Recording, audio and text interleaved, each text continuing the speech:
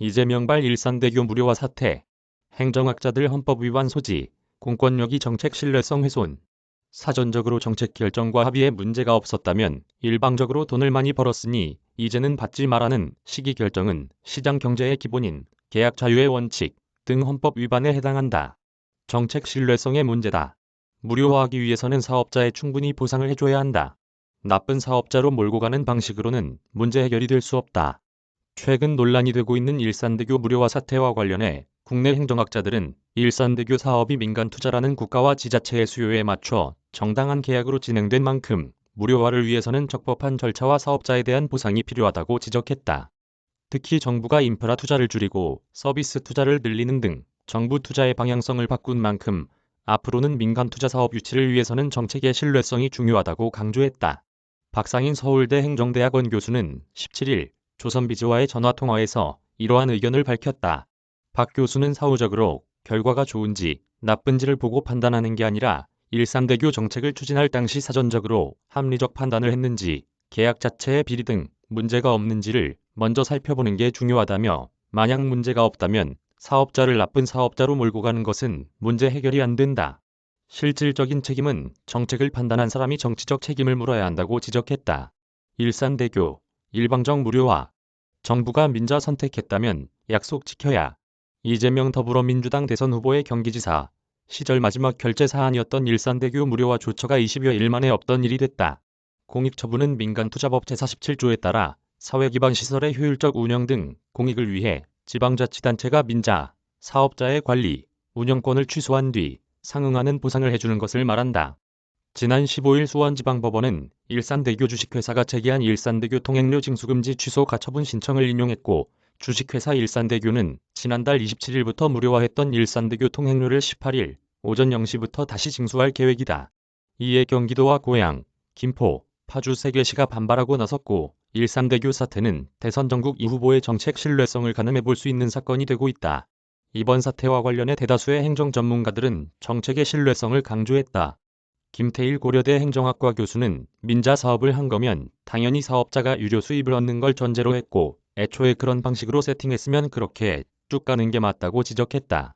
이어 SOC 개발에는 정부가 재정을 투입하는 직접 방식이 있을 거고 민간에서 투자를 받는 민자 사업이 있는데 정부가 세금만 가지고 충당이 안 되니까 사업을 민자로 선택한 것이라면서 주변 다른 달인은 돈을 안 내니까 사용자 입장에서는 불만이 생길 수 있는데 결국 선택의 문제였다. 정부가 민투를 선택했다면 그 방식으로 계속 가는 것이 맞다고 했다. 이어 김 교수는 SOC 개발에 있어서 중요한 시설이라고 판단했을 경우 민자 사업보다는 처음부터 정부가 직접 세금을 가지고 투자하는 것이 좋다는 의견을 냈다. 김 교수는 미국은 교도소도 민자로 하는 경우가 있는데 우리나라에서는 그렇게 한다면 국민들이 좋아하지 않을 것 같다며 공공재 성격은 기본적으로 세금 가지고 해결하는 게 맞다고 본다고 했다. 민자는 악, 공공은 선 아니야. 민주적 계약, 공권력으로 훼손 안 돼. 또 일산대교 사태로 인해 국가적인 민자사업 신뢰도가 떨어질 수 있다는 지적도 나왔다. 김태윤 한양대 행정학과 교수는 일산대교는 성공적인 민자사업으로 평가받았는데 일방적으로 무료화한다는 것은 말이 안 되고 천부당 만부당한 결정이다.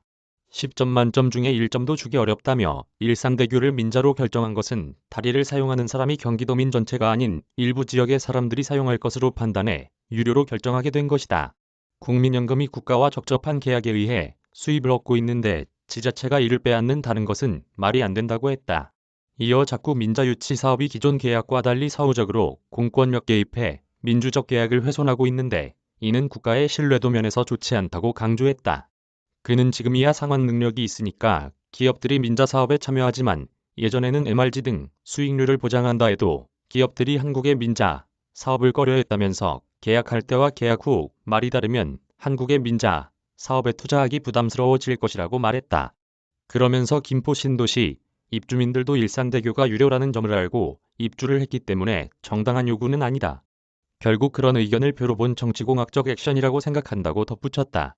육동일 충남대 자치행정학과 교수는 계약상의 조건이 추후에 시민들의 요구에 부응하기 위해 바뀐다면 행정 일관성, 신뢰성을 잃게 되고 주민들이 요구하면 행정이 수용하는 관례가 만들어지면 행정을 수행하기 더욱 어려워지면서 걱정이 되는 부분이 많다며 일부 정치인들이 민자개발은 마치 범죄시하고 폭리를 취하는 방식이고 공영개발만이 선인 청여론을 몰아가고 있다.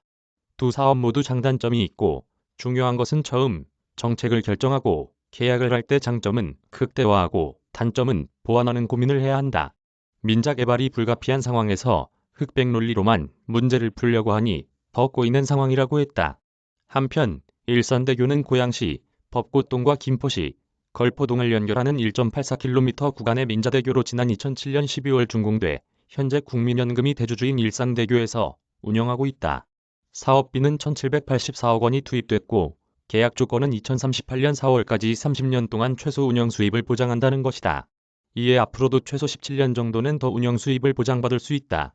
국민연금은 오는 2038년까지 최대 7천억 원이 기대 수익을 예상하고 있다. 2008년 개통 당시 21,461대였던 1일 통행량은 김포 한강신도시, 파주 운정신도시가 들어서면서 2020년 기준 72,979대로 3.4배 증가했다.